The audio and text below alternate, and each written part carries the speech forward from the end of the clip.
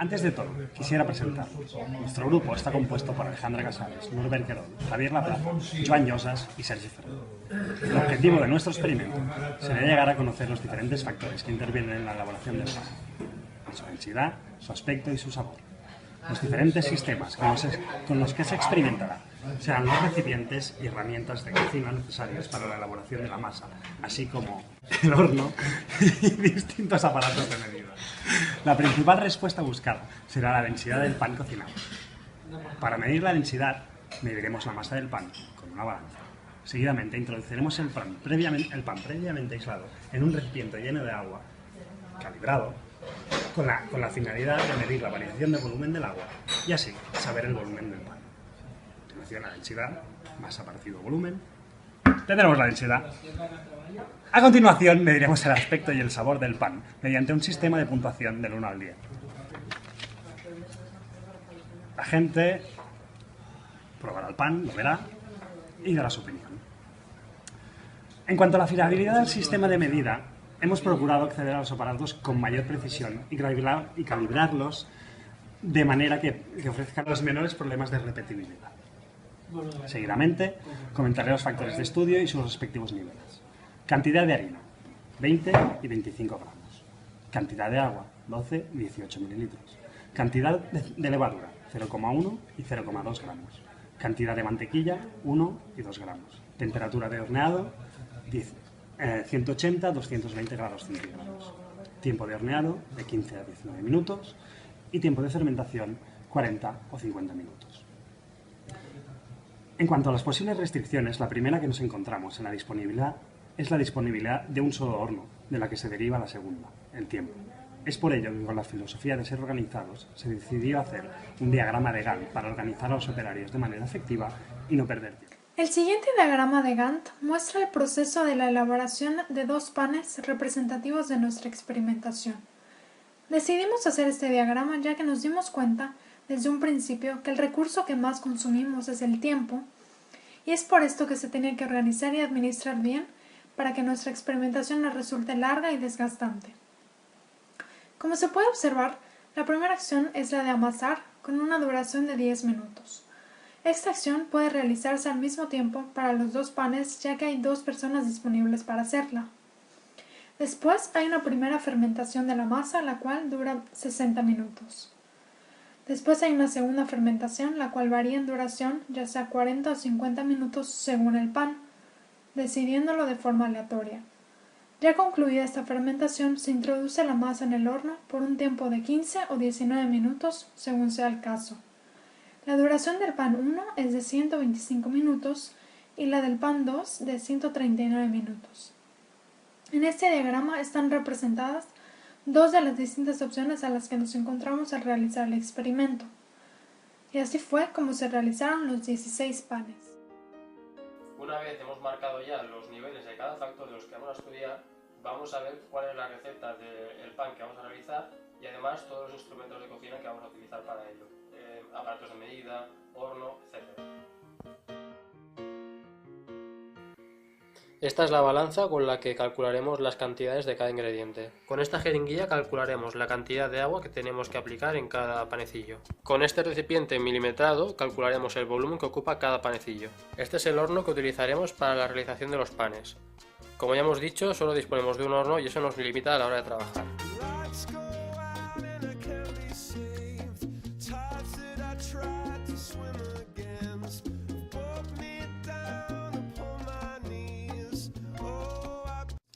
Necesitaremos harina de fuerza, levadura de panadería, agua a temperatura ambiente y mantequilla. Azúcar, sal,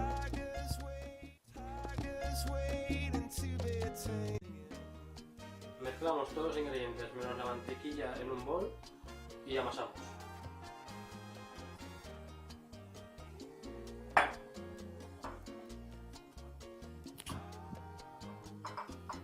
Añadimos la mantequilla y seguimos amasando otros 5 minutos. Una vez amasado el pan, lo dejamos en un recipiente engrasado y lo dejamos reposar una hora.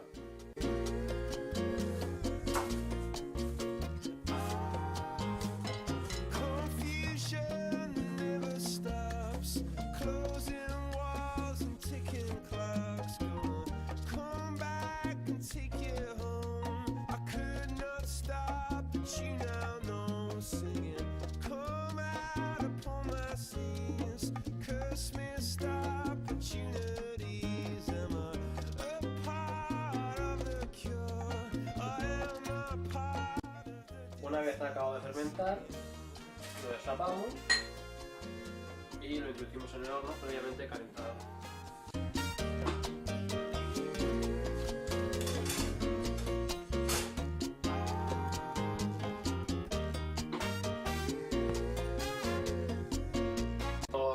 El panecillo ya se ha estado el tiempo que tiene que estar en el horno, lo retiramos.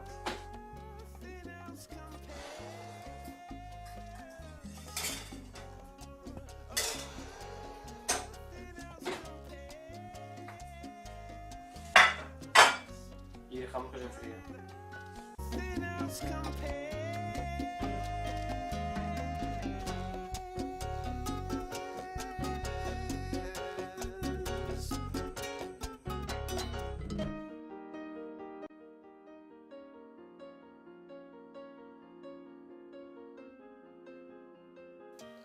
Una vez ya tenemos el pan, medimos la masa que tiene con la balanza.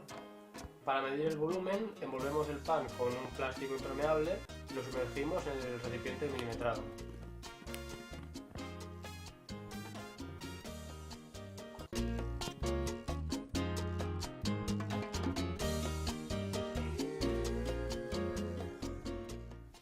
A la hora de analizar nuestros datos con Minitab, vamos a empezar haciendo el análisis de la densidad, a ver qué factores afectan a la densidad. Vamos a ir a DOE, Factorial, Analyze Factorial Design, densidad, y vamos a poner gráfico normal y de Pareto.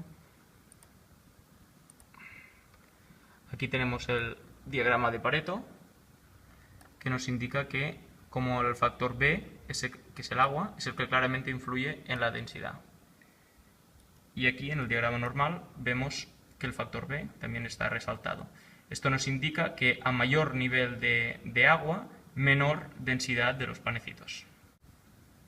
A continuación vamos a proseguir estudiando los factores que afectan al aspecto visual. Para ello vamos a ir a Stat, DOE, Factorial, Analyze Factorial Design, y aquí vamos a poner aspecto visual y los gráficos los mismos, el normal y el Pareto. Aquí en el diagrama de Pareto podemos observar cómo los factores que influyen en el aspecto visual son C, la levadura, F, la temperatura del horno, y la interacción BD. Pero en la estructura de alias hemos visto cómo la interacción BD estaba confundida con la interacción CF. Y hemos creído oportuno descartar esta interacción BD y centrarnos en los factores C y F y en la interacción que forman. Y aquí en el diagrama normal, de la misma manera que en el de Pareto, también se ven estos dos factores y esta interacción. Y ahora vamos a estudiar la interacción CF. Para ello vamos a Stat, DOE, Factorial, Factorial Plots, Factorial Plot, Interaction Plot, etc. Y aquí vamos a colocar los dos factores. Hemos dejado el aspecto visual aquí. Bien. Y en este gráfico podemos ver cómo es la interacción entre la temperatura del horno y la levadura. Es decir, que las condiciones óptimas para que el aspecto visual sea mejor es que la levadura esté en el nivel bajo y la temperatura del horno en el nivel alto. Este punto de aquí.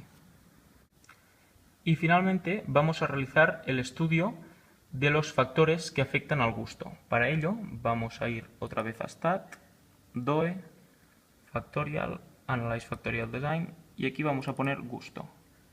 Y los gráficos, el normal y el Pareto, otra vez.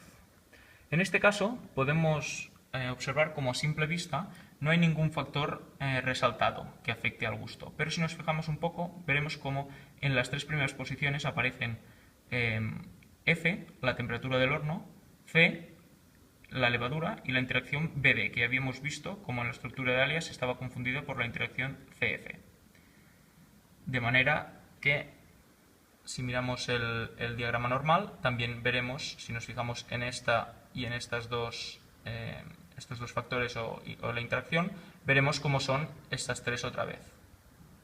Y ahora vamos a estudiar la interacción CF otra vez, pero esta vez en relación al gusto. Y aquí donde pone aspecto visual vamos a poner gusto, Y aquí ya tenemos levadura y temperatura del horno. Y aquí podemos comprobar cómo efectivamente la interacción de la levadura y la temperatura del horno afecta al gusto, teniendo que las condiciones óptimas para que el gusto sea mejor son, otra vez, la levadura al nivel mínimo y la temperatura del horno al nivel máximo, que es este punto de aquí. En el apartado de conclusiones vamos a repasar los resultados del experimento, así como algún otro aspecto que queremos destacar de todo el proceso. La primera respuesta que queremos recordar es la de la densidad, donde hemos visto que el factor más influyente era el agua. Esta respuesta ha sido encontrada de una forma muy clara y contrastada, lo cual ha llegado incluso a sorprendernos. El siguiente parámetro analizado fue el aspecto visual, donde por orden de importancia vimos que los factores más importantes eran la levadura y la temperatura del horno. En este caso, la temperatura del horno era un aspecto que ya pudimos ver que era importante durante la fase de toma de datos. Y luego también queremos recordar que, tal como se explica en el apartado de análisis de los datos, tuvimos que descartar una interacción que aparecía como importante en Minitab debido al patrón de confusiones. Finalmente, la última respuesta que tenemos para analizar es la que corresponde al sabor, donde hemos visto que de nuevo los factores más importantes eran la temperatura del horno y la levadura, ahora en orden inverso al anterior, y además la interacción entre estos dos mismos factores. En este caso hemos visto que era la respuesta donde sacar conclusiones ha sido menos evidente. Finalmente, y relacionado con las dos últimas respuestas estudiadas, hemos visto una gran relación entre el sabor y el aspecto visual, que atribuimos a una cierta relación subconsciente que se puede crear a la hora de tomar los datos de las dos respuestas. Esta es una teoría que explicamos más extendidamente en nuestro informe. Finalmente, queremos destacar también la experiencia que nos ha aportado la realización de este trabajo, ya que nos ha permitido ver de primera mano la importancia de una experimentación bien planificada, de forma coherente y que nos permite obtener datos y conclusiones de la forma más eficiente posible. Esperamos que haya quedado todo claro y esto es todo.